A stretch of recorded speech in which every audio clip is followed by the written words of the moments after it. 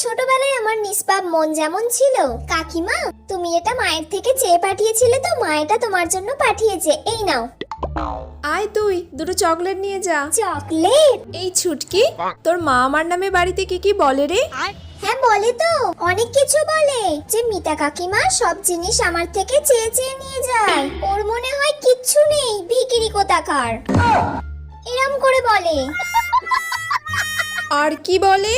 মিতা কাকিমা মনে হয় কারোর সাথে ঘুরতে বেরোয়, প্রত্যেকদিন বিকালে দেখি কার সঙ্গে বাড়ি ফেরে।